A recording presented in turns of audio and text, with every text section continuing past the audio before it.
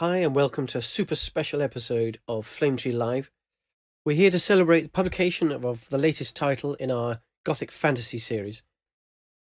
It's a series that brings together classic writers and new through open submissions, which is perfect for a Lovecraft book because originally Lovecraft himself was very keen to involve other writers, contemporary and beyond, to engage in the myth building of his own world.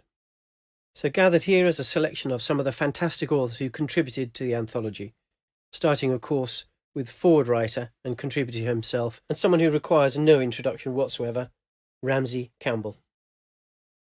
My first substantial encounter with Lovecraft basically made me into a writer when I was 14 years old, when, believe it or not, there was no single Lovecraft book in British paperback. There never had been.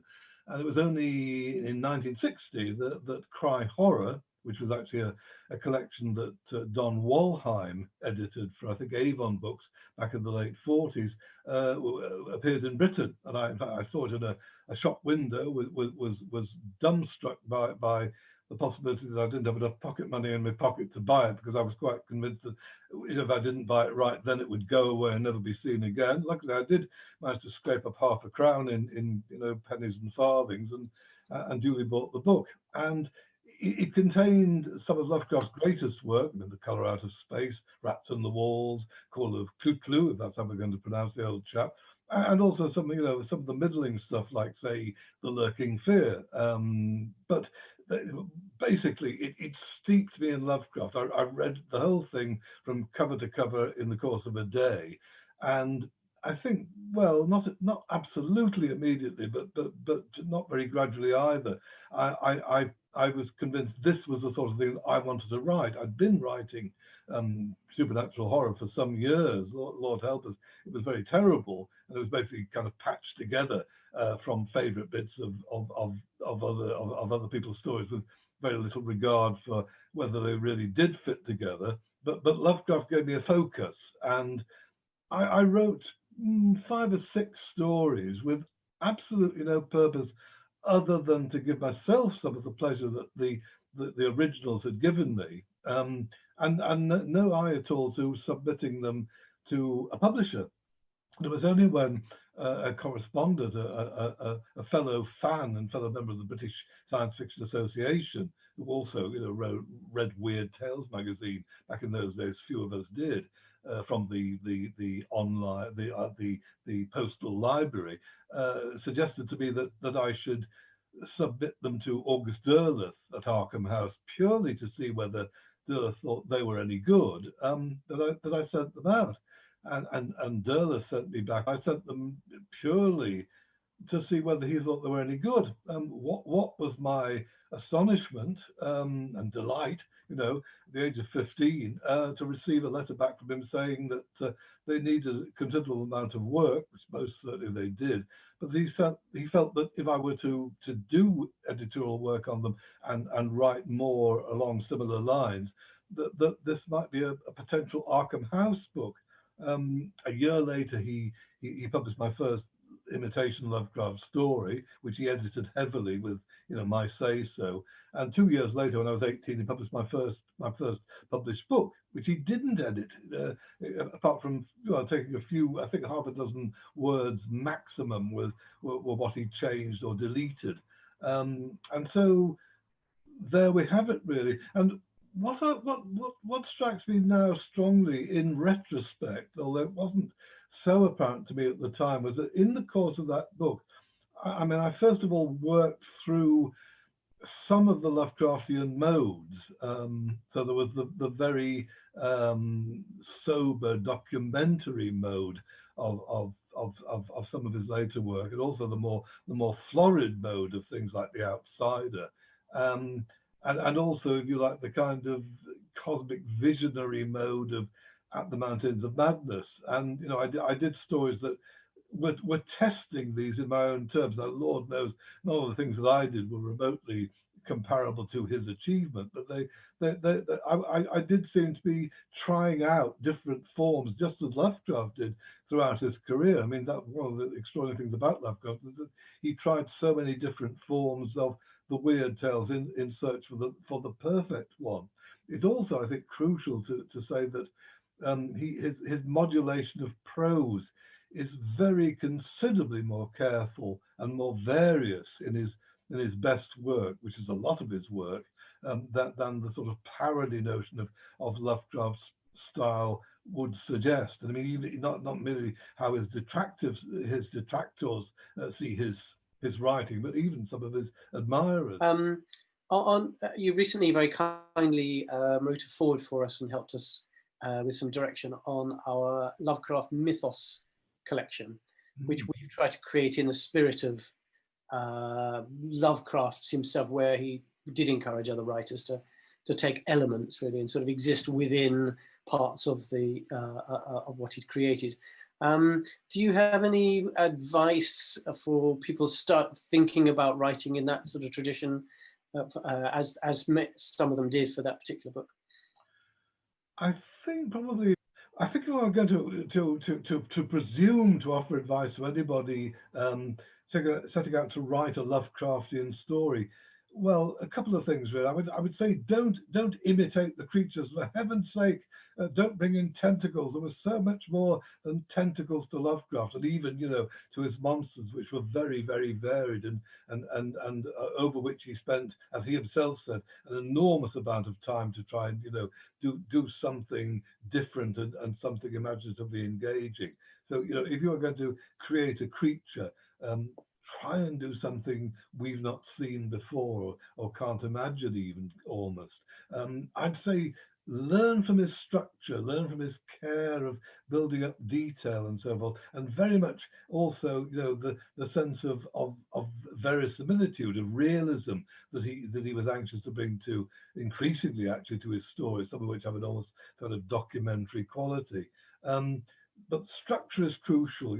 Don't throw it all at the reader early on. I would say, let us very gradually build up the sense of dread, if you like, and eventually, have a revelation that will reward that careful build up.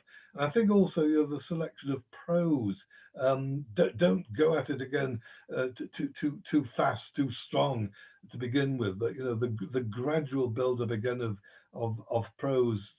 Well, I would say actually, if it comes right down to it, the single most important bit of advice is don't just read Lovecraft. If you want to do Lovecraftian fiction, study Lovecraft, study what he did, and basically don't imitate the purple prose, of which there's far less than you might think. Imitate the care he took. Yes, I think that's interesting because, as you've said, the vision and the structure are very, very important. Sometimes people get lost in the detail of the tentacles, as you say, and that's just icing on the cake, or slime on the tentacle, whatever. Okay, well, that's probably quite a good ending. Thank you so much. That was my pleasure, Nick. Always my pleasure. You know that. Yes. Hi, I'm Douglas Wynne, author of a series of Lovecraftian novels called The Spectra Files. And in the Lovecraft Mythos anthology that we're discussing today, I have a story called Tracking the Black Book. I had always wanted to venture into Lovecraftian fiction, and this was one of my first stories that did that. And it was inspired by reading a news story about Iraqi museums that had been looted in the wake of the US invasion and the sale of antiquities on the black market, which as a Lovecraft fan got me speculating about what if a dabbler occultist in, say, New England managed to buy the Necronomicon from an Iraqi museum where maybe the Arabic translation had been languishing on a dusty shelf for many years, forgotten.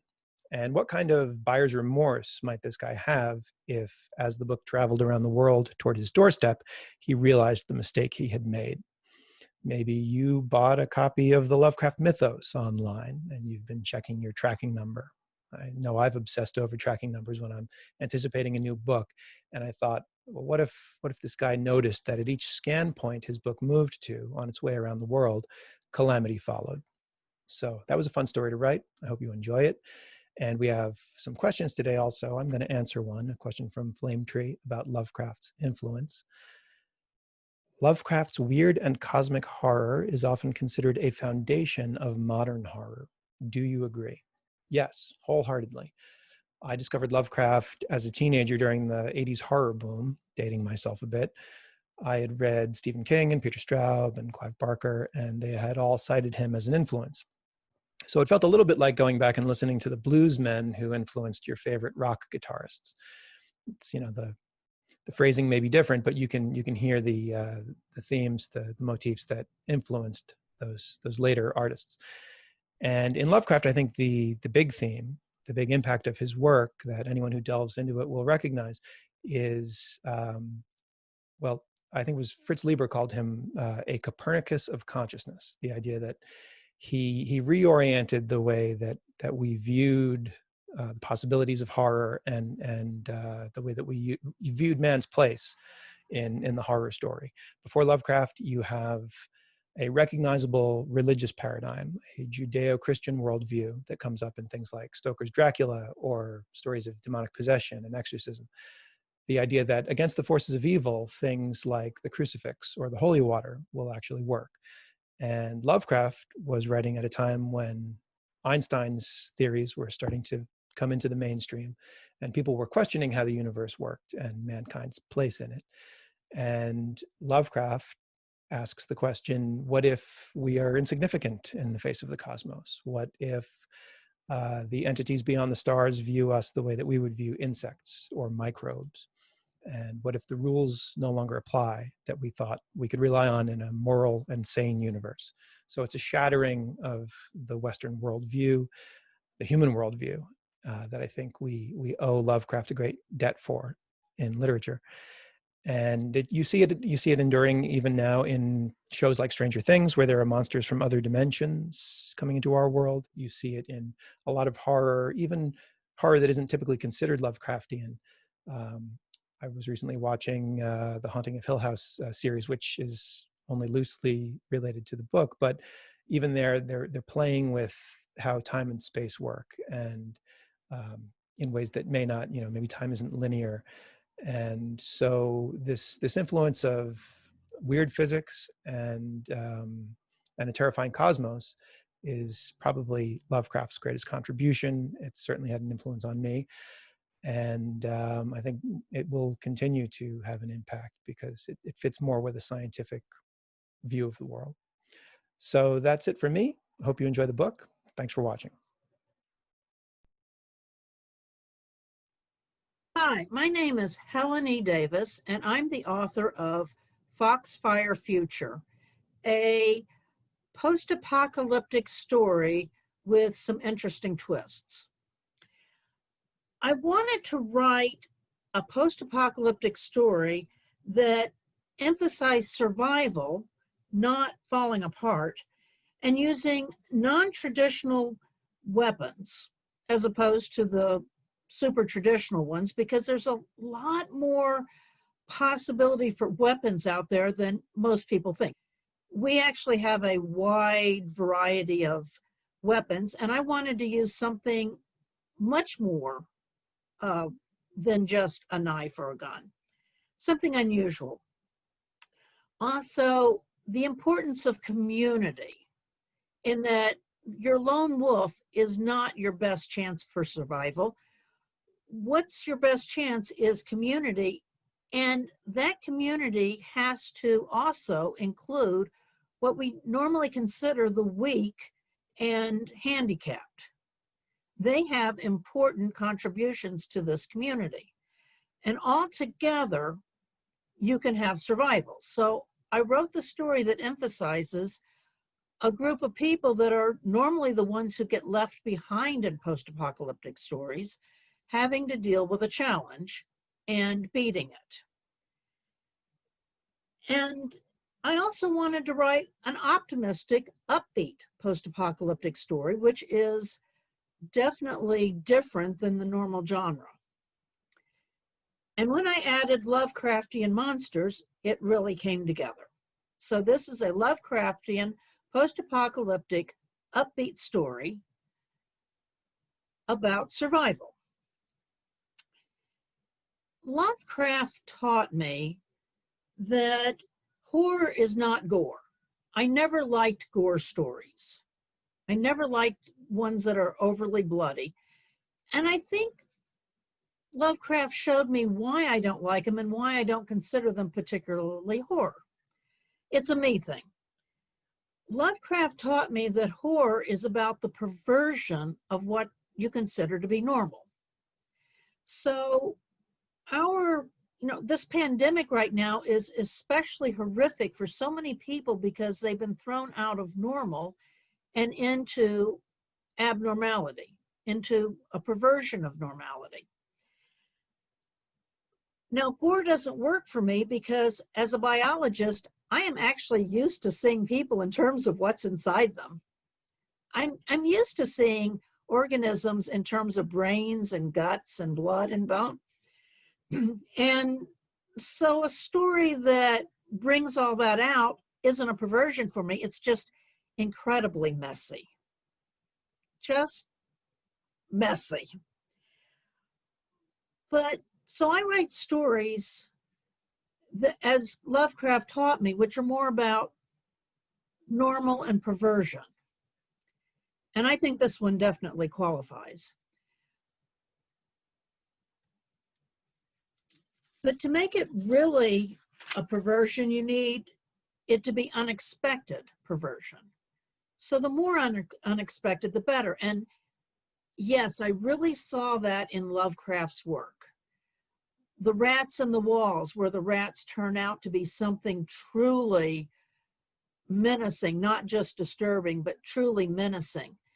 The shadow over Innsmouth, where, yes, people are changing into the most nightmarish versions that you could expect. And even worse, the narrator himself has it within him.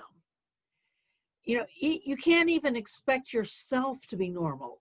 The story where the man dissolves into fungi, it's within us, it's inside us. We can't change it. Now, one thing is that only one story of Lovecraft I've ever found has an optimism to it. Most of them, you just, actually two stories. Generally, you trundle onto the conclusion that is the most horrific thing you can imagine. One of the stories, though, where a guy finds himself with a race of people, transformed into a race of people, where he gets to learn all sorts of interesting things and explore stuff. Yes, he's changed. Yes, he's turned into what you might consider a monster, but the perversion is that he's found something he enjoys, that he likes. Now, the thing is that there are things like My Little Cthulhu. Yes, it's a thing, if you can see it in the background, that are themselves perversions of Lovecraft because they're cheerful. They're pastiches. And I really love the pastiches because they pervert the perversion. And that's also why I really love this particular story, because when you read it, you will find out that, yes, it ends on a very perversion of the perversion note. Thank you very much. I hope you enjoy my story. Goodbye. Hi, I'm Cody Goodfellow, and my story is He Opens a Window, which is riffing on the classic and tiresome Christian homily that when God closes a door, he opens a window. And it's a story about two very low rent, bottom feeding thieves who are hired to steal an artifact from an abandoned Masonic temple, which turns out to be a key to opening up doors between dimensions. And thus they find themselves thrust into the ecology of the multiverse, how universes calve and breed into other universes with pivotal actions, but also how some universes become used up and spent, and how there's a natural higher ecology, sort of an as above so below thing, where spent universes are consumed to make way for new ones. And I should like to speak on the question of Lovecraft's influence, but also how he's evolved, because I think that my story is an attempt to reconcile or restore some of the good core concepts of Lovecraft's mythology, which are so continue to be compelling, with the 90 years of evolution that have happened since then. What Lovecraft did that is still so resonant in genre literature is that self-educated, autochthonously, he came up with this whole pantheon that was a metaphor of pulp existentialism. He reconciled pulp horror and science fiction with what the French were doing with existentialism. But whereas Camus and Sartre saw the indifference of the universe as a void, he populated it with these hideous things that were a syncretic fusion of the indifference and repellence for him of the natural world, with the assurance that so many people seem to have that there was a higher power, that there was a grand design, that this was all as it was supposed to be. And this is a brilliant metaphor, but it was born of his own failure, his frustration, and his bigotry, his failure as a writer, his failure as a husband, and his failure as a human being. And thus he othered and dehumanized and villainized those who seemed to be able to make their way in a world that he felt had utterly rejected him. My work tries to take those compelling threads that first hit me in reading Lovecraft in adolescence, as so many other authors do, but rather than trying to do pastiche or do something that would be mistaken for Lovecraft, I seek to, for one thing, re-include, the bulk of humanity that Lovecraft had not much interest in or understanding of humanity as a whole, but particularly other people of color and women and immigrants, and use them as a reflection of his hatred of the world at large. I seek to re-include those, to show that there are no others among us, that we're all together in the same rudderless boat on the same uneasy sea, but also to restore some of the mystery. The great old ones are meant to be inscrutable and beyond human conception, and yet from bringing them into the light and naming them, it's only a short step to making them into cuddly plushy toys. They become corny, and to try to restore that remove between them and us, but also to embrace the natural world. This mindless parade of killing and copulating and eating is somehow also wondrous, and we as individuals, though our consciousnesses are infinitesimal and ineffectual, we play an integral role in witnessing it, and that there is wonder and beauty in this chaos and in the higher powers that run it, and to try to restore and find that awe that the cultist feels for these alien gods and for these higher processes, and show that there is beauty in it, even as they unwittingly crush us. I'm Cody Goodfellow. Thank you for your time, and goodbye.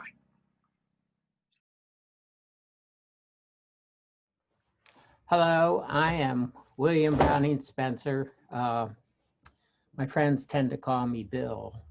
And I wrote a story called Usurped for this Lovecraft Mythos collection anthology. And I'm delighted to be here. And I will tell you a little bit about that story.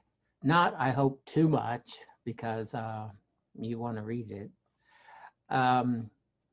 The title is Usurped, and usurp means, of course, to take over, often by force. So to displace someone else. This story begins with Brad and Meta driving back to Austin from El Paso, and they are on this long road, and Brad is driving and he sees up ahead a kind of blurry, maybe heat mirage, or maybe he's on the verge of having a migraine, because when he has migraines, he gets this sort of holes in the world. And so he keeps driving, the windows are open, and all of a sudden, inside the Ford Ranger, there are a whole bunch of wasps stinging him, and he goes out of control, crashes. The next thing he knows, he wakes up near the upside down Ranger, and it's night. He doesn't know where he is. He's disoriented. He's hurt.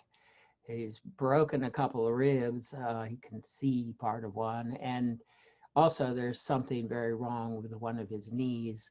He looks around and he cannot find Meta, his wife, his high school sweetheart. They've been married almost half their lives, and he passes out. He next wakes up in a hospital, and Meta is there. She doesn't know exactly how she finally got to this hospital. They found her some way from the where the crash was. And they talk to the sheriff, and the sheriff says, you know, after the surgery for the knee, they can go on home. They didn't do anything wrong. While he is in the hospital, a person visits him, a person who has written a self-published book called Haunted Mountains, Atlantis in the Desert. And so the guy says, some people think I'm a crank. And as Brad listens, he thinks this guy's a crank too.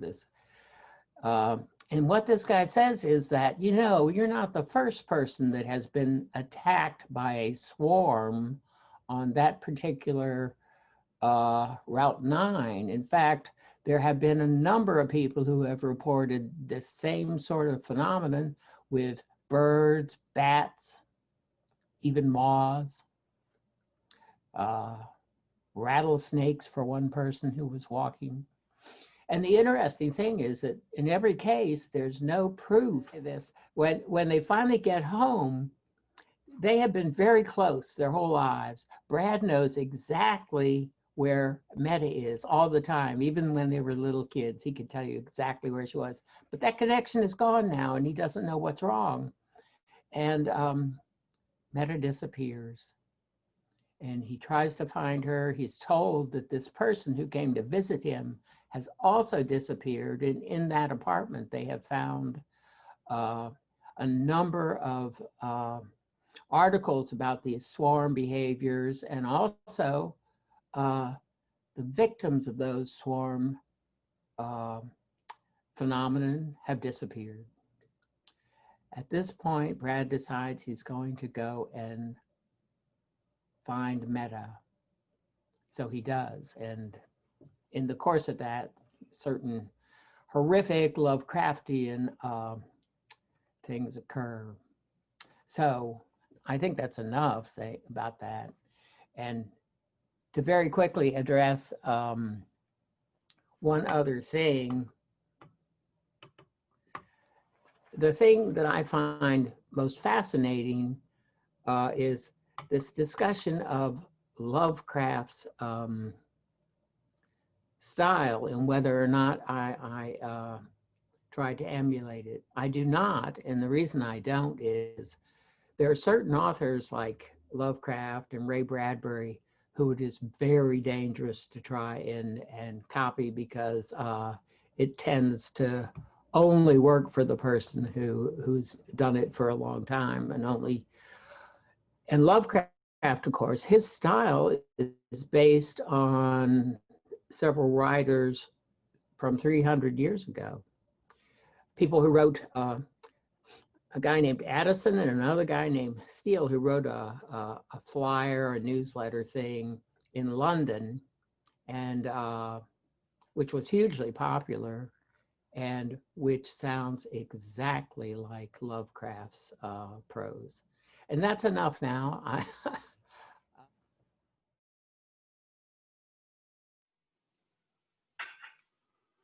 Hi, I'm Nancy Kilpatrick. I am a writer of horror, dark fantasy. I'm also an editor of anthologies, and I have a story in Lovecraft Mythos. My story is called Always a Castle with a question mark at the end. There's a reason for that. This story has three characters in it.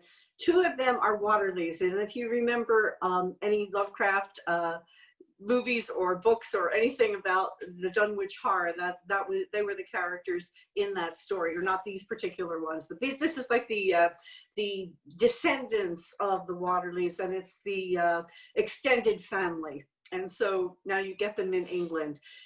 So there are two. There's Martin, and there is his aunt, who is Alexandria. They are both very strange and weird.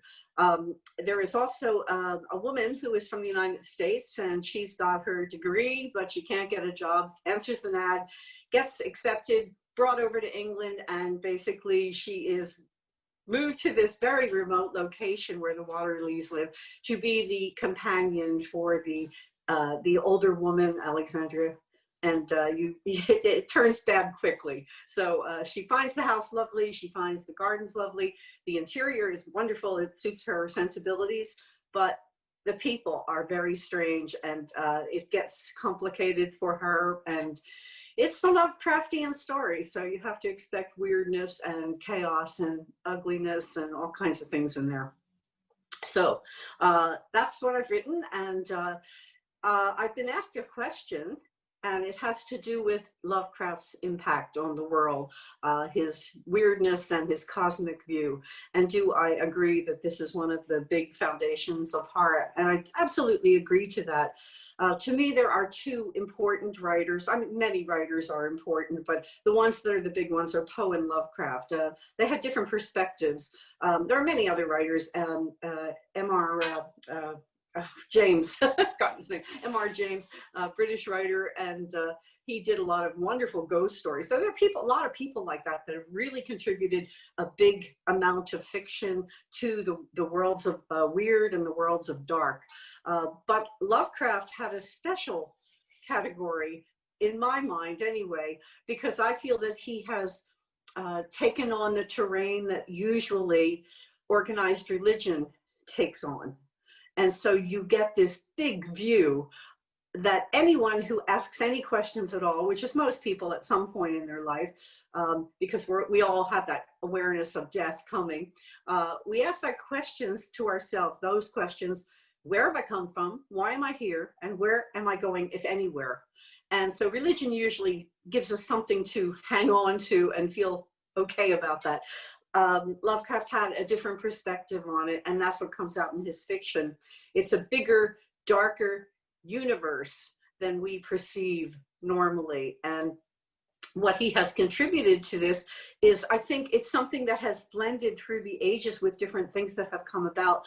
For example, the existentialist writers in the 1940s, 50s, they take a similar kind of view, that it's not that religious view that we have a purpose, or that anything is here because we are, are the creation of a deity that is in love with us. It's this other thing nobody knows. It's sort of an empty universe. Lovecraft filled it. He filled it with darker entities who have a way of not caring about us, or caring about us, or harming us, or not harming us, or appearing to love us, or appearing to drive us crazy. They want to, it's just, we don't even know what they are because they're out of our understanding, just as the normal God from religions is out of our understanding. So we don't know their perspective. We just know that as human beings, we are in some way kind of affected by them. And so Lovecraft, he created something phenomenal and special. So we're still working on those things. Anyway, the anthology is called Lovecraft. Definitely, he has a mythos, and my story in it again is always a castle with a question mark at the end. I'm Nancy Kilpatrick. These are my views, and thank you very much for being here, and hope you enjoy the anthology. Hi, I'm Hal Bodner in glorious, rainy Los Angeles today. I wanted to talk to you about the story I wrote for the Flame Tree Publishing Lovecraft Mythos series, and it's called Cthulhu-Seltzer. I'm known as a comedy writer, and it's hopefully a funny story. I like to make fun of stuff as a comedy writer, and I think that Lovecraft is kind of weighty and heavy and sometimes even a little pompous. But I've always been fascinated by the way he sort of has wormed his way, you know, into the foundation of American horror. And so I wrote this piece, and I was basically, whenever I write anything, I like to explore issues. And one of the things that I thought I was intrigued with was what would make these horrible, old, awful gods from wherever they come from, what would really attract them. And I thought that if they're really awful, horrible, vile, disgusting beings, what would probably attract them would be human beings that were equally horrible and disgusting and awful and vile, and that would be kind of like irresistible to their appetites. And that's what this piece is about. It's about a guy who lives in one of those old Gothic turn-of-the-century mansions with an extended family, and they're just awful people. And when the old gods show up, they are irresistibly drawn to devour the souls, the psyches, the bodies of these relatives. And it's about how this particular young man, who's kind of the only non-vile, non-crazy person in the family, how he deals with that. And it was a lot of fun to write, and I hope it be a lot of fun for y'all to read. And I guess that's about it. So enjoy, and thank you. Hi, I'm Thana Niveau, and I am the author of the collection Octoberland, the novel House of Frozen Screams, the collection From Hell to Eternity, and the micro collection Unquiet Waters, as well as loads and loads of short stories. Many of them Lovecraftian, such is his influence. My story in this anthology is called The Whisper of Stars. It's set in Siberia and involves a group of people who go mammoth tusk hunting. I guess you could call it Lovecraftian eco-horror. I'm a big eco-horror fan. And sadly, it's never been easier to write eco-horror. I read an article in Wired, I think, about this gold rush of mammoth tusk hunters. The permafrost is melting, releasing all kinds of things, viruses, bacteria, have been buried for hundreds, thousands, millions of years. And one of the things the permafrost is revealing is mammoth skeletons. And apparently the tusks are worth a lot on the black market. So people go there with no training, no skill, armed to the teeth. It's a bit like the blood diamond thing, I think. It's quite dangerous and frightening. So yeah, I wanted to set a story in the frozen wilderness. My favorite Lovecraft story is At the Mountains of Madness, but I didn't want to set it in Antarctica. I don't really know anything about Antarctica, but the Arctic Circle was a little easier to research and visualize and picture. Maybe I'll write something in Antarctica someday, but it's not this story. Anyway, I've got some questions here. Did you adopt Lovecraftian modes of atmosphere or location in your writing? Well, in this story, definitely, deliberately. Quite often, Lovecrafty vibes creep into stories whether you want them to or not. I never thought I'd be writing so much Lovecraft when I started writing. I love to do it, and I'm glad people still want it. But a lot of times I'm writing a story that's got nothing to do with Lovecraft, and suddenly a character starts going insane, or the setting becomes hostile, or they realize they're completely insignificant in the vast cosmos. And I love that idea because that's very true to me. I would like to have more of Arthur Machen's cosmic awe, but I have more of Lovecraft's cosmic horror. The complete disregard that the world has for us, our insignificance in the scope of things it is terrifying, absolutely terrifying. And you can't think too much about it, or you just go insane. But wow, it's loads of fun to write about. So yeah, you might pick up some of those themes in my stuff. Anyway, I love hostile, brutal settings for stories. Not to go there. Would never ever want to go to any of these places, but to write about, they're loads of fun. To build it and enhance it and imagine what horrible things could go on there. And yeah, in this one, I did a bit of reading about Siberia and the Arctic Circle and the Tusk Hunters, and I decided I didn't want to have characters who were professionals or knew anything about it, because then I didn't have to know anything about it. But I wanted them completely unprepared and unsuspecting of whatever could be there. As for atmosphere, well, it doesn't get much more hostile than frozen wilderness. And I wanted to get dinosaurs in there too, but I just couldn't. I love dinosaurs. I can't believe I've never written a story about dinosaurs, but maybe that's the next one. Maybe Flametree will do a dinosaur anthology, and I will definitely be in there. I hope. Okay, that's probably enough of me rambling on. I hope you enjoy the anthology. I'm Thana Niveau. Live long and prosper. Bye-bye. Hi, I'm J.G. Faherty, and I'm here to talk about Grave Secrets, my story in the upcoming Lovecraft Mythos anthology from Flametree.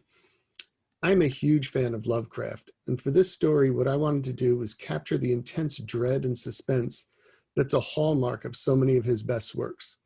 I've written several books, novellas, and stories set in the fictional town of Rocky Point in New York, and that's kind of based on my hometown. But in this case, I wanted to step back in time a little bit and show that Rocky Point has always been an epicenter for the weird and paranormal. I also wanted to make sure that the monster was never seen. Much like the beasts of some of Lovecraft's tales, it lurks in the background and it infects people and places with its evil. For the main character of the story, Rocky Point becomes a place of mystery and terror because he is constantly confronting the unknown. And in the end, the unknown is always more terrifying than the monster you see. One of the questions that I'm frequently asked is, has Lovecraft influenced your writing style? And the answer to that would be yes and no. H.P. Lovecraft has definitely played an important role in my path to becoming a horror writer. Not so much because I write in his style, although I've adopted it for specific stories on a couple of occasions, but rather because, as a child, I discovered horror stories and books through Lovecraft, Poe, Shelley, Stoker, and some of the other classic writers. They were my introduction to the craft, along with the Universal and Hammer films and comic books like Creepy and Weird Tales. So for that reason, I feel he, and some of the others that I mentioned, have influenced me in that I prefer to read and watch and write more suspenseful, atmospheric stories rather than the plotless blood and guts works such as Saw or Human Centipede or some of these other extreme horror novels or movies that are so popular these days.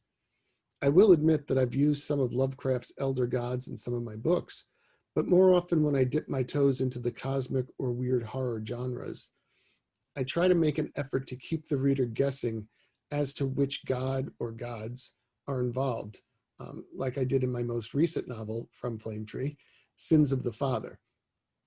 I feel that hints and shadows often work much better to build the atmosphere of the surreal and dread, rather than actually giving names to things. Lovecraft did this in some of his works, and I guess in that sense, there's definitely that influence there. But I definitely, with all the writers that I've read over the years, I try not to specifically mimic their styles. You know, every writer should have their own style. You know, I could talk about Lovecraft and horror all day, but that's probably all that we have time for. I'm J.G. Faherty. Thank you, and I hope you enjoy Lovecraft Mythos and Grave Secrets.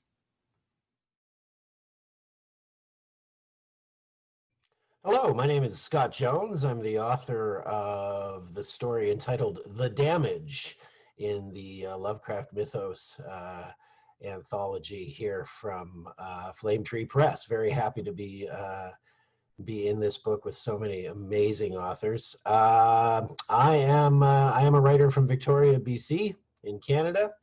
I'm known for sort of shifting the Lovecraftian narrative into the 21st century. So one of the questions I've been asked for this is, you know, are there elements of Lovecraft's mythos, of his fiction, of his worldview that have evolved in the 90 years since he was alive and writing? And I'd have to say, yes, there's been a lot. There have been so many amazing writers who have come out and continued to work in the sort of cosmic horror, weird fiction genre, and they've addressed over the course of their work a lot of the issues that have come up with Lovecraft the person, and that have shown up in the writing since. For instance, Lovecraft's racism, a number of other unpleasant factors to the man. So we've had to adjust. We've had to basically make I'm trying to put this into the right words. We've basically had to separate the artist from the art. And as a result, we've been able to focus a lot more on the cool things in Lovecraft, the interesting worldviews, the nihilism, the sense that we don't have all the information about the world. That's the fun thing about Lovecraftian fiction, is that you have a world that is as it is, and it's only as the characters and as the reader, you know, as you read the stories, then you are made aware of how the world actually is, according to Lovecraft, according to the genre. And that's where the thrill comes, is understanding that we know very little, and the more we learn, the more questions we tend to generate, which is why I think it's such a fantastic genre, cosmic horror, for the 21st century, because I think we're heading into a lot of that. Anyways, thanks very much for reading the anthology. It's been a pleasure to talk with you here for a little bit, and I hope you dig my story, The Damage. Take care. Thank you all out there in the dark or wherever you are for coming.